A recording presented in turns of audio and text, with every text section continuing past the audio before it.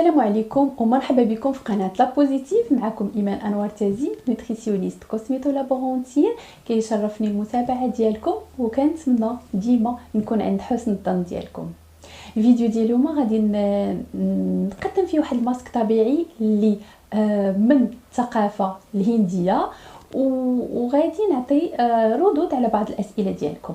دونك الماسك اللي غنهضر عليه ما غاديش نصاوبو، ممكن في شي فيديو اخر نقدر نصاوبو قدامكم.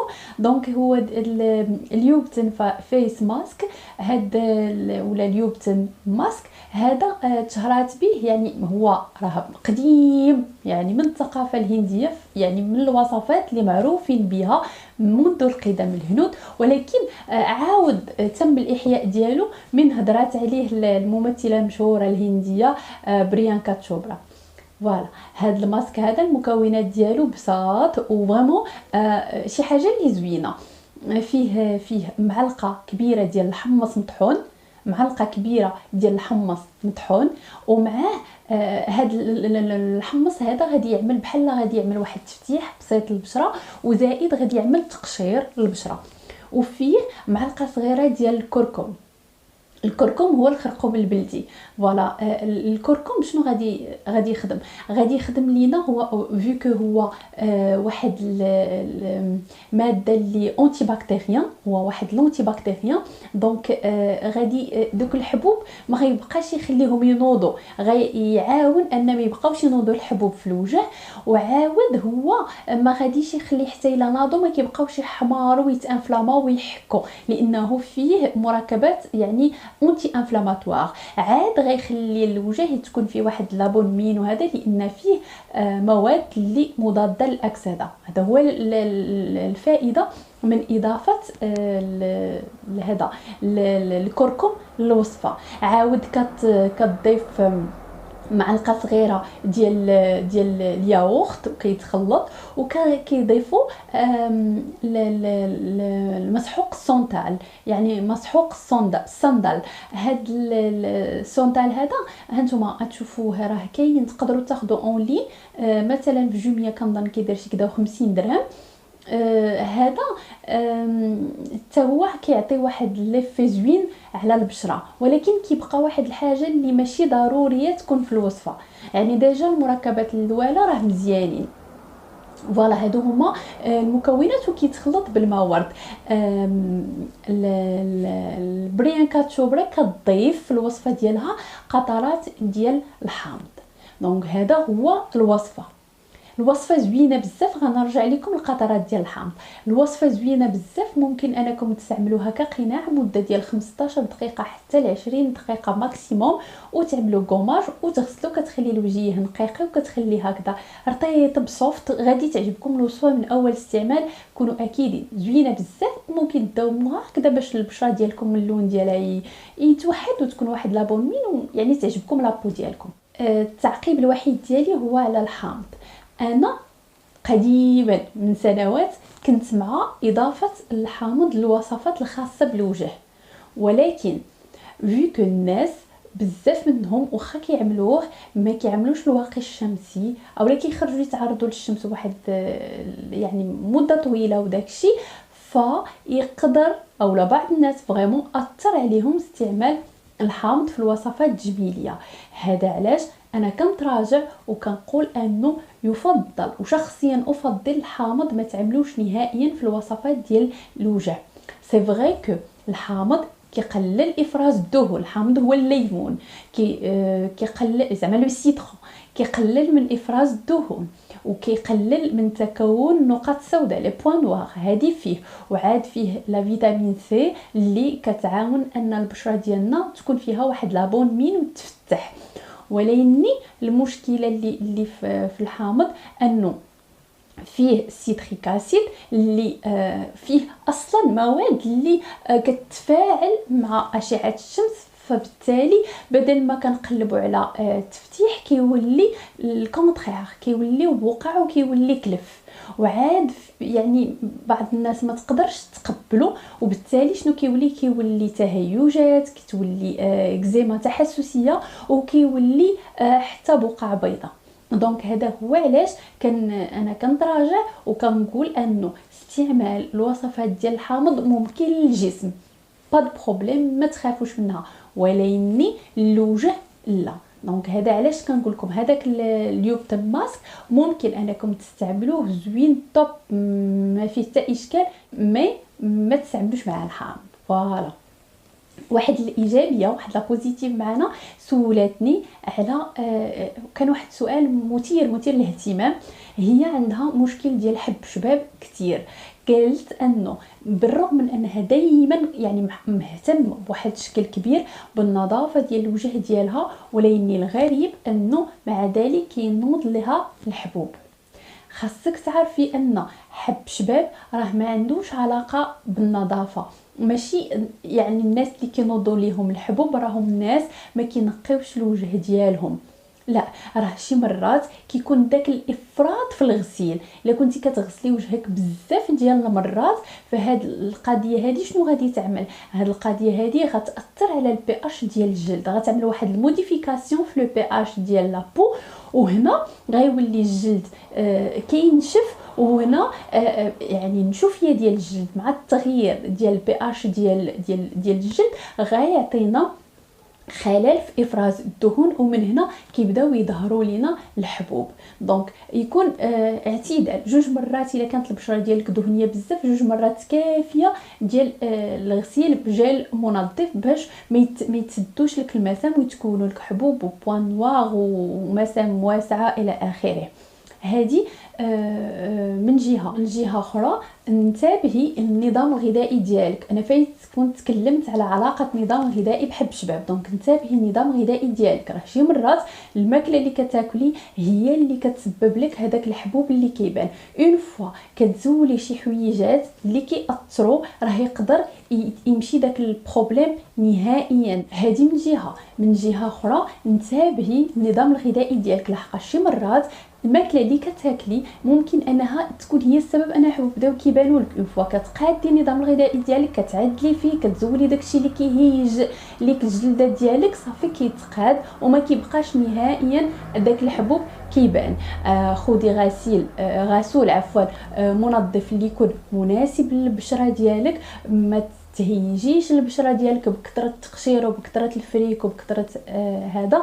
انتبهي ليها، البي اش يكون ملائم للبشره ديالك. حاولي ما امكن ان تستعملي كذلك واقي شمسي، تستعملي ماسكات بحال الماسكات ديال الطين، حتى هما كيعاونوا الا كانوا كيبانوا فيك الحبوب. تفادي المقشرات الميكانيكيه لانها كتزيد من تفاقم المشكل، وتفادي الزيوت. دونك كيبانوا فيك الحبوب حاولي ما امكن ما تستعمليش الزيوت لوجهك، بالاخص الزيوت اللي كيكون لانديس دو كوميدوجينيسيتي ديالها طالع. وفايته هضرت على هذا الموضوع هذا في فيديو خاص، عطيت كل زيوت ولانديس دو كوميدوجينيسيتي ديالها، وبالتالي واش كتقدر تسبب الحبوب ولا لا. دونك كنتمنى نكون جاوبتك. من بوزيتيف اخرى معنا سولاتني على المشكل ديال الالتهابات المهبليه ولا الفطريات المهبليه وكذلك الميكروبات المهبليه، وشنو هي احسن وصفه اللي ممكن انها تهنيها منهم لانها فريمون عيات. هنا كنقول لك انه الوقت اللي غتضيعيه في كثره الوصفات وكثره الخلطات في هذا لو بروبليم هذا غادي تنوضي، غتهزي راسك وغتمشي لاقرب لابوغاتوار وغادي تطلبي تحليله ديال الافرازات المهبليه. غيتم تحليل هذه الافرازات اللي كتخرج من المهبل وكيدخلوا يعني تحليله كتدخل حتى الرحم، فكيتم تحليل الافرازات اللي كتخرج من الرحم ومن المهبل. التحليل المخبري تعطيك الا كانوا زعما تعطيك واش كاين فطريات ولا بكتيريا ميكروبات ولا هما بجوج. الا كانوا فطريات غادي تخرج لك الطبيبه ديالك لا جينيكولوج، غتخرج لك مضاد فطريات ولا مضاد خمائر حسب الحاله ديالك، غتعطيك الجرعه وبالتالي غادي تنتظمي عليها، وغالبا تتكون فمويه وغادي تنتظمي عليها وسهل المشكل. الا. وطبعا خاصك تنتبهي ما تغسليش عاوتاني بزاف باش ما تخسريش الفلور نورمال اللي عندك نتيا. وعاود يعني لا فلور كومونسال. وحاولي ما امكن انك تستعملي بيكينيات اللي يكونوا ديال القطن ولا خريقات اللي يكونوا ديال القطن. شمسي مزيان لي زونتيسيبتيك حاولي تبعدي منهم لانهم كيعملوا موديفيكاسيون في لا فلور فاجينال. دونك ردي البال لهاد الامور هذه.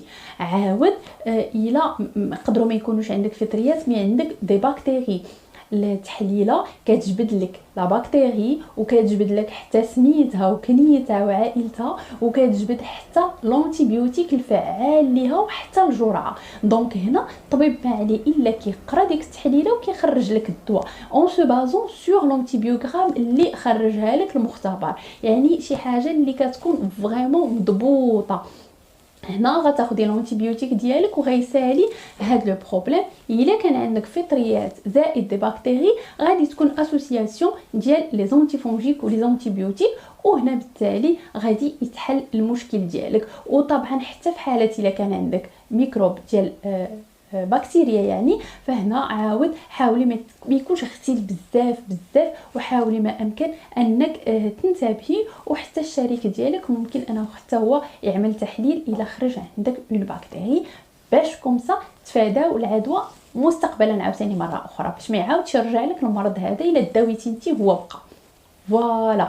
وما تخافوش من هاد لي باكتيري ولا هاد لي ميكروب اللي كيكونوا، راه العلاج ديالهم يقدر يكون ساهل. خاصكم غير نتوما تاخذوا الامور او سيريو وتبادروا. سؤال اخر من عند نوت بوزيتيف اللي معانا سولاتني على البوماده الصفراء، واش ممكن اننا يعني انها تستعملها الوجه ديالها لحقاش الوجه ديالها كيتهيج وكيحمر وكياكلها. هنا ديجا راني هضرت لكم على البوماده الصفراء علاش كتستعمل وبزاف ديال الحوايج وضحتهم عليها. بالنسبه للوجه الا كان فيه اكزيما ولا كانت فيه روزاسي، فاول حاجه تكون عندك زبده الشيا في الدار، استعمليها لانها كتضغطي بواحد الشكل كبير، يعني غتحميك من هذاك الجفاف اللي كيزيد يحك وكيزيد يهيج لك لابو ديالك. وطبعا حسب الحاله ديالك ممكن قضيه توصل حتى لي كورتيكويد، هنا كضروري استشاره الطبيب ديال الجلد. وممكن فقط غتتبعي عفوا النظام او الروتين ديال الناس اللي عندهم لا روزاسي، دونك حسب الحاله ديالك. فوالا هذا هو باش ما تطيحيش عاوتاني في البياج ديال انك ديري شي مواد اللي تقدر تزيد تضرك. الفيديوهات اللي سبقوا حاولت انني نعمل لكم فيهم بعض التطبيقات، بحال مثلا عملت لكم فيديو اللي فيه الاكلات اللي ممكن اننا نديو للاطفال ديالنا المدرسه وحتى حنايا يعني الناس اللي كيتغداو في العمل.